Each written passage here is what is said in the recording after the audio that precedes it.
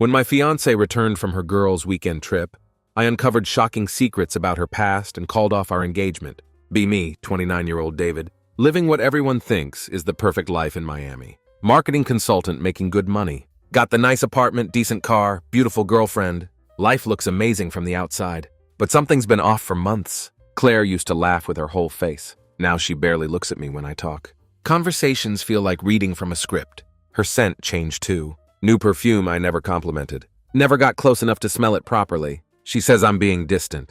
Claims I'm tired, distracted. Says I need to reconnect with myself. The fucking irony. Thursday morning arrives like a slap. Claire's practically skipping to her car. Got that little overnight bag I bought her last birthday. Same bag she's using to pack lingerie for someone else. Tells me she's going on girls' weekend with Maya and the crew.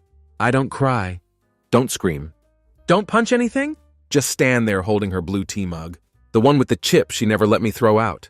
Watch her pull out like she's heading to a spa, instead of straight into another man's arms. Tail lights fade into the morning haze. Set the mug down carefully. Finally listen to that ugly voice in my head. The one that's been whispering for months. You already know, don't you? Wasn't a single moment that broke us. Was the slow, aching erosion of something I thought was unbreakable. She left looking light on her feet, almost bouncing with excitement, while I stood in the hallway like a broken loading screen. House hits different that morning. Not peaceful silence. Just vacant, hollow emptiness. That's when I remember the hall closet. Top shelf, the black box. Haven't touched it since we moved in together. Inside find old receipts, random chargers, and my backup phone from when I traveled for work. Still has the charger coiled around it like a sleeping snake. Plug it in and watch it power up. Just like that, I have eyes again. No shared cloud, no suspicious syncing. Just quiet, separate watching. Install a location sharing app that evening. She logged into our Wi-Fi before leaving. Takes 3 clicks and she's linked. Not proud of it, still not, but done being gaslit about late showers and fake headaches. 8:47 p.m. her dot lands somewhere. Not a hotel, not a cabin. A house in quiet suburban neighborhood I don't recognize. Stare at that dot for 15 minutes straight. Watch it move toward the center of the house. Then stop completely. She doesn't move for the next 6 hours. Not even to grab food with the girls. At 3:20 a.m. I grab my keys. Drive across town, but not to the house. Not ready for that yet. End up at my brother Kevin's place. Let myself in with spare key. Sit on his couch in the dark. He finds me at 6:45 eating dry cereal from the box. Eyes bloodshot, looking like death. Jesus, man, you look like you just dug up a grave. Don't say anything. Hand him the phone, show the location, then show him the messages. Screenshots I airdropped from her laptop earlier. Yeah, I got that bold. Messages with a man named Brandon. Text saying, he's still so clueless, lol. If I keep this up, might get trophy for best actress. Don't forget the wine this time and those scented candles.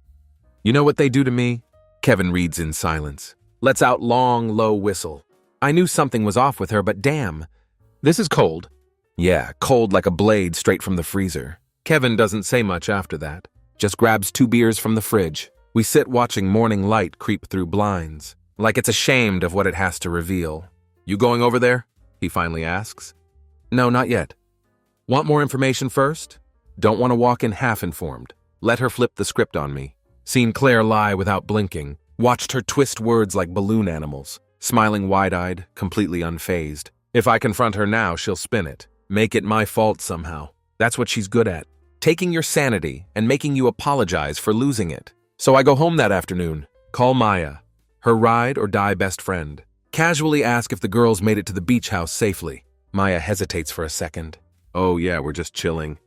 Long drive, but we're all here, right? All 4 of you? I push. Let her talk. She fills in more lies than I hoped for. Says they're getting massages soon.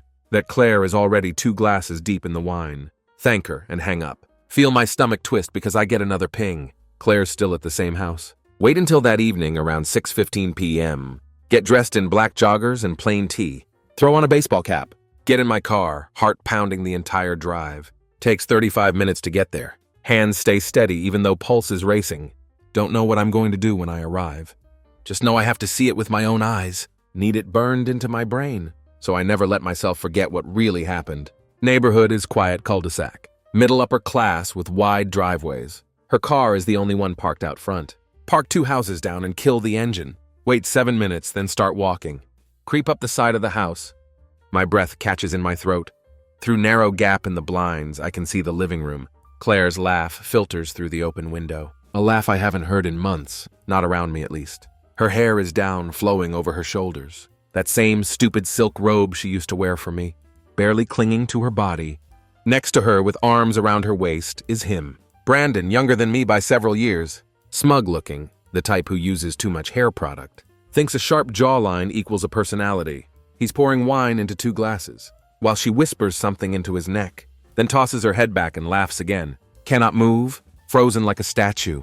Stand there like a man watching his own funeral. Then the universe decides to twist the knife deeper. She turns slightly, and I see it clearly.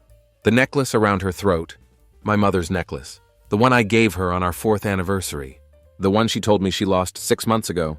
She fucking lied about losing it. She's wearing it for him, for this stranger. That's when the calm finally snaps. Don't break in, don't knock on the door. Just turn around and walk away.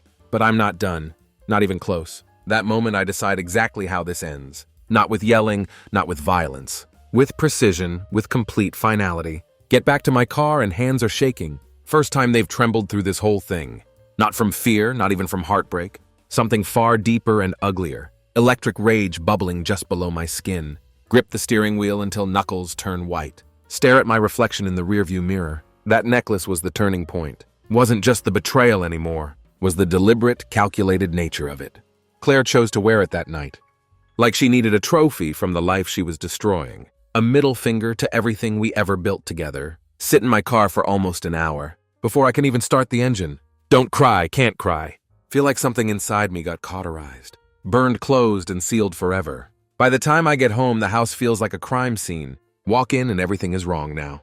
The couch we picked out together. Photos on the wall. Her throw blanket on her chair. Every corner echoes with her voice. But all I can hear now are lies. Start the cleanse that very night. Take down every framed picture of us. Every keepsake, every souvenir we collected. The magnet from our Vegas trip. The snow globe from that mountain cabin. The stupid photo strip from the carnival she dragged me to. All of it goes into the trash. Fill 4 full bags with her clothes. Box them with the coldest efficiency I've ever managed. Then I find our photo album. For a second, my fingers hover over it, like it might actually burn me. Remember how she looked tonight wrapped around him, laughing like I never existed. Open it slowly, page by page. There she is in that white dress, smiling like she's living in a fairy tale. There I am looking like the happiest fool alive. Almost pity that version of myself. Naive, blind, devoted to a complete fantasy. Tear each page out one by one. Not angrily, just methodically. Fold them in half, then again. Drop them into the fireplace. Light the match and watch paper curl and blacken. Don't sleep that night. Not because I can't, because I don't want to. Don't want to waste another second in the same mental space as her. Next morning, Friday, she texts me. Hey babe, heading back soon? Want me to grab anything from the grocery store? Stare at that message for a long time. Can almost hear her voice. Fake, sweet, casual. Like the past 3 days never happened. Like she isn't still smelling like him. Like she didn't lie to my face, to Maya's face, to God himself. And still asks about fucking groceries. Type nothing back. Instead, stand up and take her key off my hook. Walk to the front door and lock it. Place her key in a small envelope. Write a sticky note. Give this to Brandon. He'll need it more than I ever did. Don't send it yet, though. Have bigger plans brewing. Claire walks in Friday evening around 5:45 p.m. Like nothing happened at all. Like I hadn't watched her through a stranger's blinds. Like she hadn't spent the last 3 days wrapped around another man. Wearing my mother's necklace. Drops her bag at the door and kicks off her shoes. Her smile is automatic. Practiced to perfection. Hey, babe, she says, walking toward me in the kitchen. Miss me? Just look at her. Say nothing.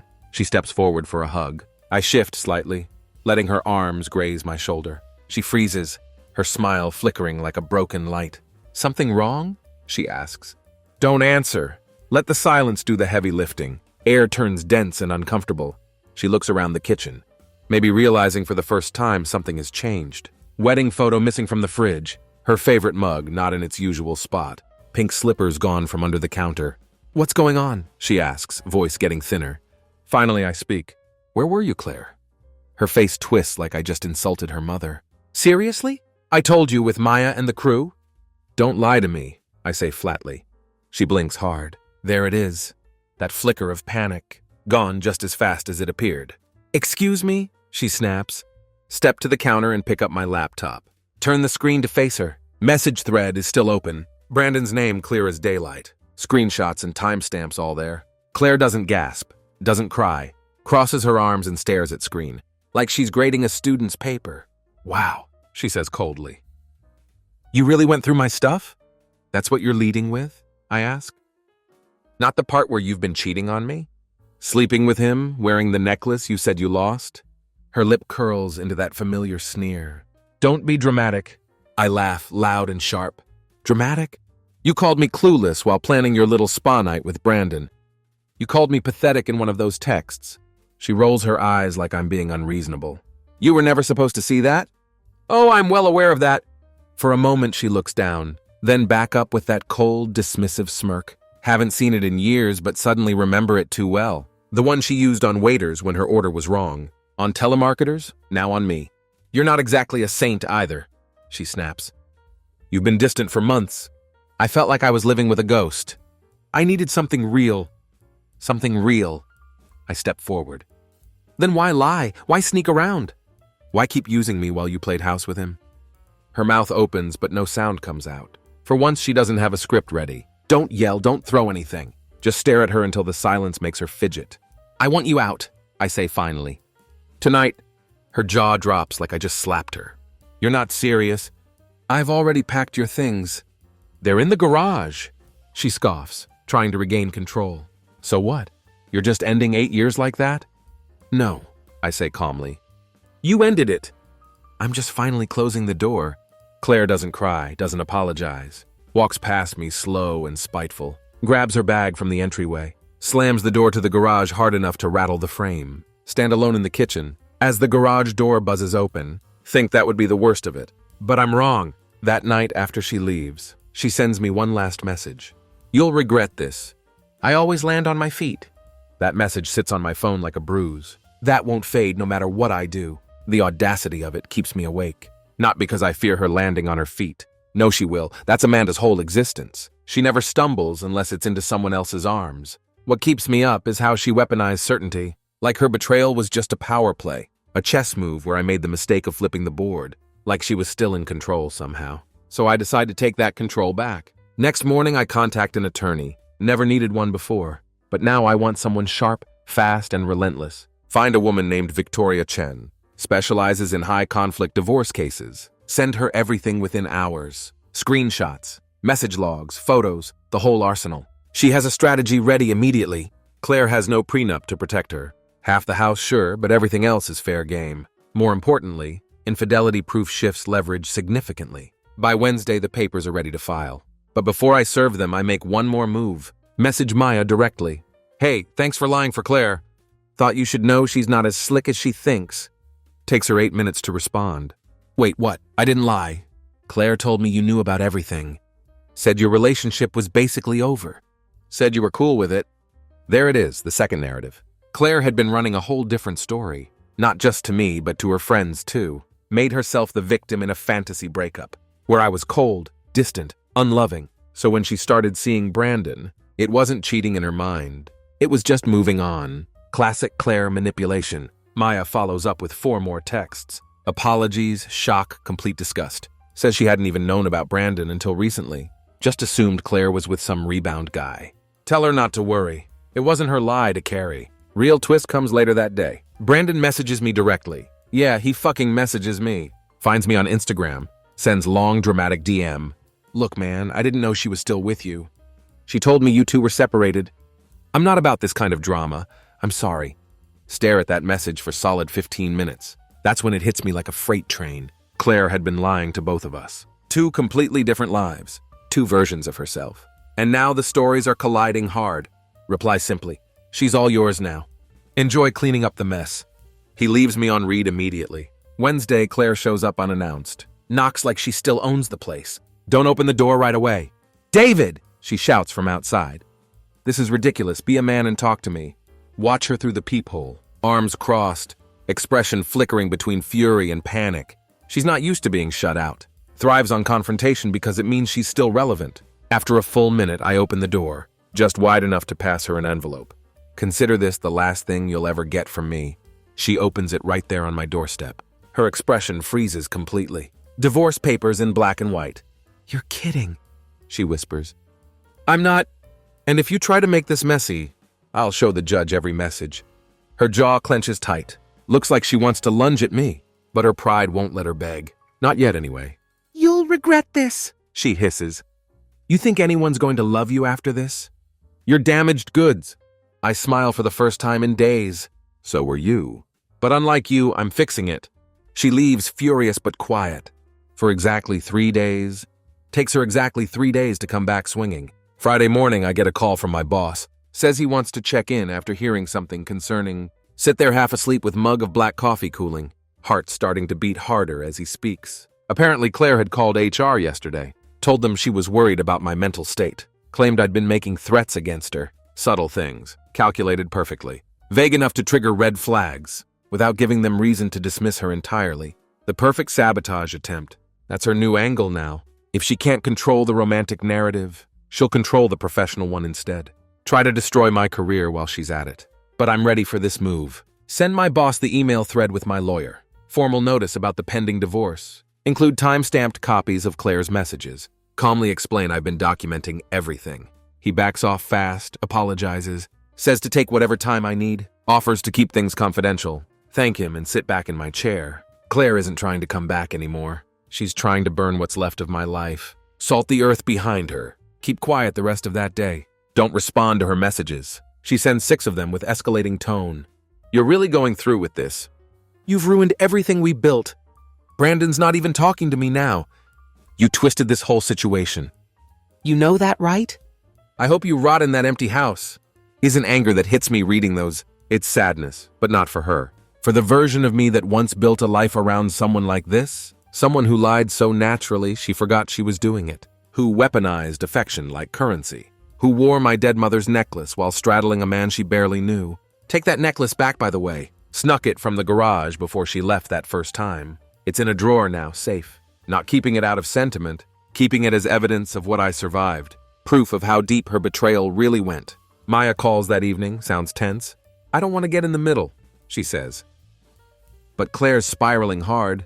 She told Sophia you cheated on her. That you hit her. That she's the one filing. Don't even blink at this news. She's in damage control mode, I tell Maya.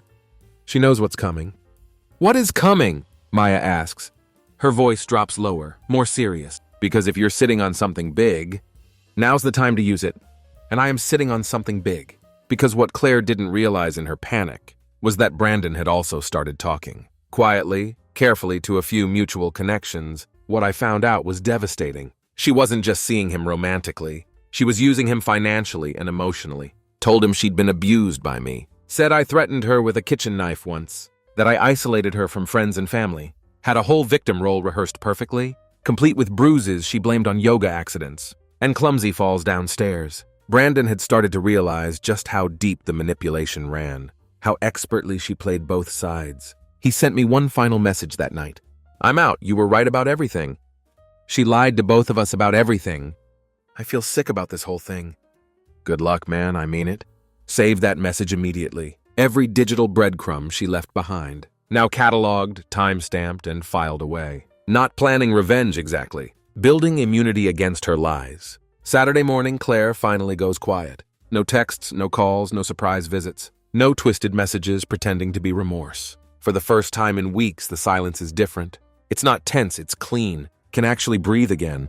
Open the bedroom windows for the first time since she left. Air feels sharp and honest. Strip the bed completely. New sheets, new energy. Her old perfume still clinging to the pillows. So I dump them in the trash outside. Won't give my memories another thread to hold on to. Around noon, Victoria, my lawyer, calls. I got her response, she says. She's contesting the divorce. Don't flinch at this news. Of course she is. She's saying there was no infidelity. Claims Brandon was just a friend. Says you're retaliating emotionally. I laugh out loud. That's her defense? Victoria doesn't laugh back. She's also requesting temporary spousal support. There it is, the next play in her game. Not just to hurt me, but to bleed me dry. She says she gave up her career for you. That she deserves help transitioning. She left her job 2 years ago because she wanted to find herself. I paid for every meditation retreat, every yoga class and juice cleanse. Victoria's voice gets sharper. Then it won't stand up in court. But she's going to drag this out if we let her. We can fast track with the evidence. You still have all the messages? All of them, plus one more thing. Open my laptop, click the folder labeled Claire Final. Upload a screen recording of her video call with Brandon, one of the last FaceTimes they had before I confronted her. Recorded after I linked her tablet to a screen mirror app. She'd left it synced to our home Wi-Fi. Her mistake, my evidence. In the video, she says clearly, "He has no idea what's happening. He thinks I'm still at the beach house. I told him we're working on things. I just need a few more months to plan this. Then I'll be gone for good. He's too weak to do anything anyway." Too weak. Replayed that clip until the words didn't sting anymore. Now they just confirm what I knew all along. Claire never thought I'd stand up to her. Thought I'd swallow the betrayal like everything else. The gaslighting, the silence, the emotional distance, the faked headaches, and "I'm just tired tonight." Victoria's voice comes through the phone again. "That recording is pure gold. With that, the messages, and Brandon's DM, we can press for misconduct. Possibly deny her alimony entirely. Do it," I say without hesitation. "Burn the whole bridge down." And I mean every word. Later that day, Maya texts me again.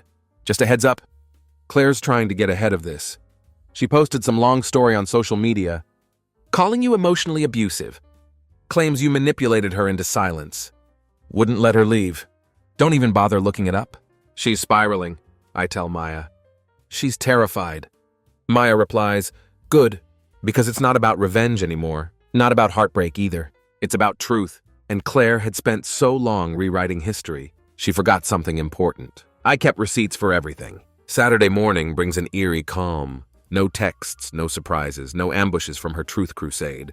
Just the quiet hum of a house finally purging its ghost. Stand in the kitchen watching the coffee drip. Realize something simple and brutal.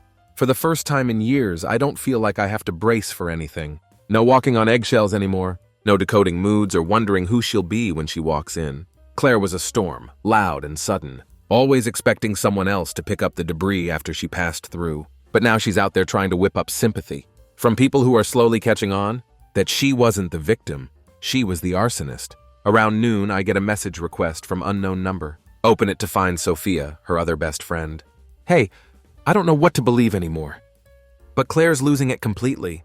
She's telling people you're stalking her, that you threatened to leak her private photos. Did you actually do that?" Stare at the message, jaw clenching hard. That's low even for Claire. Reply with one word, "No." Then after a pause, add, "I've kept everything to myself." She's the one trying to rewrite the ending. Sophia doesn't answer right away. 2 hours later, she messages again. "She said you hit her, that you threw her stuff out and locked her in the bathroom once." I know it sounds crazy, but she's crying. She's got people believing it. Walk to the bathroom, open the door. Look at the full-length mirror. No rage, no panic, just exhaustion. That bathroom story is pure fiction. Claire had always been good at emotional manipulation. Cry on command, twist a memory. Leave out enough details to make herself seem small, fragile, cornered. But I never raised a hand to her, not once. My only crime was loving someone who saw that as weakness. Text Victoria immediately. "She's making abuse allegations now? Wants to flip the whole narrative. Should we go nuclear?" Victoria responds quickly. "Not yet. We'll file the misconduct claim officially Tuesday. After that, if she escalates, we respond publicly with evidence. Until then, stay quiet. Let her drown herself." That's exactly what I do. Stay silent, take a long walk. Eat alone at the diner near the park. Let her lie her way into a corner. Sunday morning, Sophia calls. Don't answer, she leaves a voicemail. "I talked to Brandon. I know she's lying. I'm so sorry. I don't know how I didn't see it before. You deserved so much better. Replay it once, that's enough." That's the shift happening. Claire overplayed her hand. Lied too loud, too fast, too wide. Now people are comparing notes. And guess what? Her stories don't match. Get to work on my own statement. Nothing wild or dramatic, just facts. Screenshots, her own words, time-stamped evidence. Don't post it yet, though. Save it as a draft. Because I know Claire, she's not done. But neither am I. Monday afternoon arrives and Claire comes back. Not physically, she wouldn't dare after the legal notice. But she sends an email. Subject line, closure, as if that's what she ever actually wanted. Email starts like a monologue from daytime soap. Dramatic, self-pitying, glazed in fake wisdom. "I know I've made mistakes," she writes. "But we both know this didn't happen in a vacuum. You were distant, cold, emotionally unavailable. I tried to reach you, tried to reconnect. When I couldn't, I found someone who made me feel like I mattered again." Read it twice, then once more slower. trying to find even a flicker of sincerity. There's none at all. It's a confession with a mirror held up to me, not her. Final attempt to turn her cheating into empowered narrative. Rebrand betrayal as survival. She doesn't admit anything, really. Just reframes it all. Claims Brandon was an accident. That she was confused. That she never meant to hurt me. Then the kicker. If we can avoid dragging this out, I think that would be best for both of us. No need to involve everyone. Let's just move on peacefully like adults. Translation, don't expose me. Don't embarrass me publicly. Let me keep my image intact. Don't reply to the email. Victoria files the misconduct claim an hour later. Claire's email becomes part of the evidence packet. Contradictions between her timeline and Brandon's messages now official. Judge will see everything. Monday evening, her mask starts cracking. Get message from number I don't recognize. Just so you know, Claire's been calling everyone. She told me you forged those texts. That you're mentally unstable. But I've seen the screenshots myself. She's unraveling hard, man. Turns out word is spreading quietly but fast. Claire hadn't realized how quickly people talk. When the lies get too obvious. Friends she thought were loyal asking questions, comparing notes, forwarding screenshots. She tries to shift gears, messaging Maya next. He's going to ruin me. Please, just talk to him. Tell him I didn't mean for it to go this far. Maya sends me the screenshot, then adds, she's scared, you're winning? Don't stop now. But it's not about winning anymore. It's about truth. And truth has gravity. Even when whispered, it pulls the liars down. Tuesday morning arrives with shift in the air. Subtle but certain. Standing by kitchen window watching sprinklers. Phone buzzes, Victoria again. Her voice comes through crisp and steady. She's requesting mediation. Close my eyes for a second. Of course she is. She doesn't want this to go to court. Victoria continues. Says she's willing to waive spousal support. Agree to the property split. She just wants it to be quiet. There it is, panic disguised as compromise. Claire knows what's coming. Trying to control the fallout. Not to fix anything, but to limit how badly her name burns. When the truth finally hits the light. Don't answer right away. Sit down at kitchen table. Look around the house like seeing it for first time in years. Without her clutter. Without her perfume haunting corners. Without her energy. Constant weight on back of my neck. I want her to admit it. I say quietly. On paper. Victoria pauses. You mean a signed acknowledgement? Yes, that she lied, that she cheated, that she attempted to smear me with false accusations. I can write that in, but she's not going to like it. I don't care what she likes. End the call there. Victoria will draw up the amendment. Not about revenge, it's about record. Don't want Claire twisting this story 10 years from now. Into something it never was. Want the truth carved into paper. Permanent, undeniable. That evening, Claire tries new tactic. Emails me again, no subject line this time. No dramatic prose, just single line. If you keep pushing this, I'll have nothing left. Stare at screen for long time. That line meant to sound tragic human. But all I see is manipulation wrapped in guilt. If she wanted peace, she could have had it dozen times. She chose war, chose deceit, chose to destroy truth, burn bridges, stand on the ashes like she was entitled to pity. Now asking for mercy from person she buried. No chance. Forward the message to Victoria. Another file for the record. Another stone in foundation of what will be. Final boundary between her chaos and my future. That night sleep through without waking up once. Not because it's over. Because it's finally in my control. Wednesday comes with silence that feels intentional. Too quiet. Like the moment before a storm finally gives up and dies out. Claire hasn't responded to the amended divorce terms yet. The ones Victoria drafted with surgical precision. No spousal support. No claims to my personal assets. No manipulation of our history. And most importantly, acknowledgement of misconduct. Her cheating, her lies, her defamation attempts. It's a clean final cut. But Claire doesn't like clean. She likes chaos. Her silence isn't surrender, it's strategy. So I wait and prepare for whatever comes next. Midday, Victoria calls again. Her voice sounds almost surprised. She responded and she agreed. Don't say anything for a moment. She signed the acknowledgement, no edits, no comments. Just her signature on every page. She'll waive alimony, back off property claims. Settle completely out of court.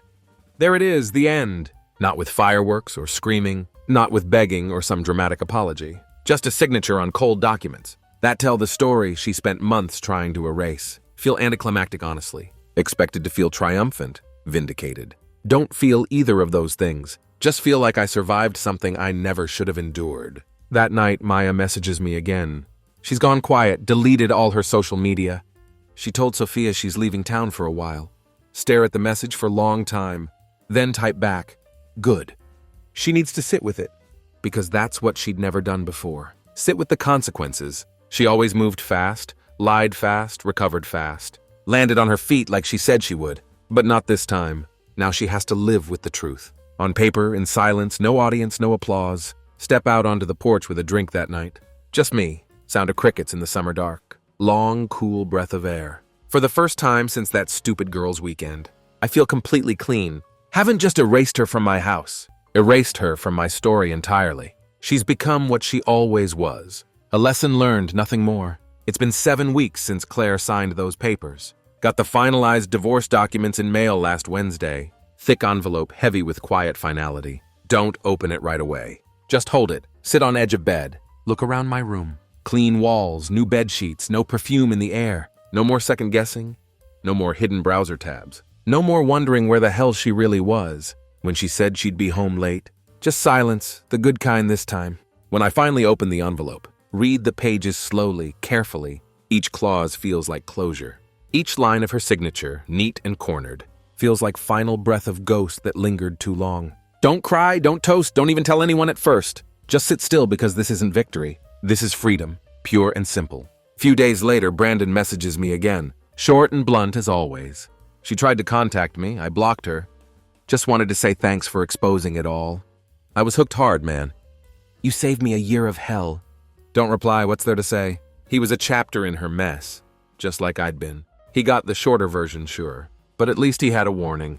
I didn't. Walked in blind and called it love. Claire disappeared off social media completely. No more curated posts, no more cryptic captions. Sophia told Maya she moved back to her hometown, probably working on next version of her truth, probably shopping for a new audience. But this time I don't care, because I'm not looking back anymore. Not checking her location, not wondering what if, not letting her live rent-free in my head. House feels different now.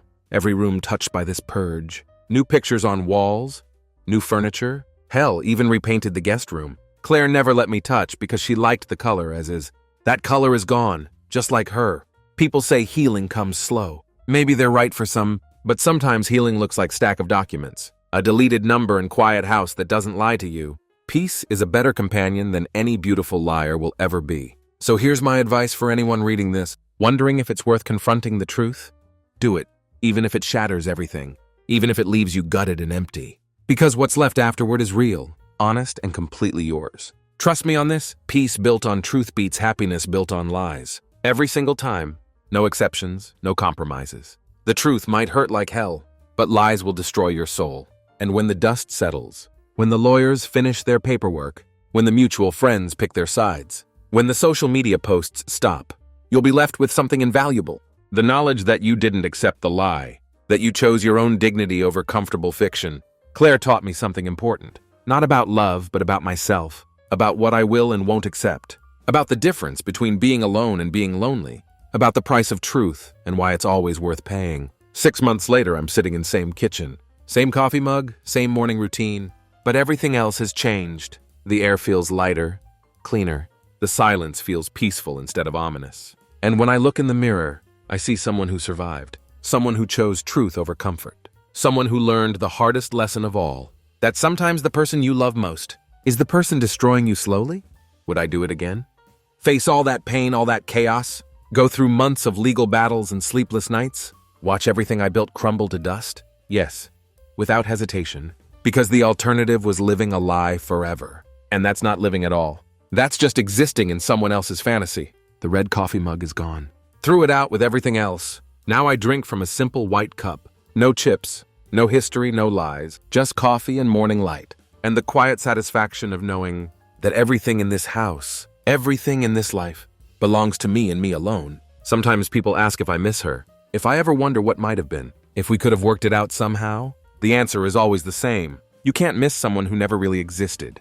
The Claire I loved was a performance, a carefully crafted illusion, and you can't mourn the death of a lie. What I miss is the innocence, the ability to trust completely, the beautiful naivety of believing that love conquers all, that good intentions matter more than actions, that people mean what they say. But losing that innocence was the price of gaining wisdom, and wisdom, it turns out, is worth everything you pay for it. even when the cost is everything you thought you wanted.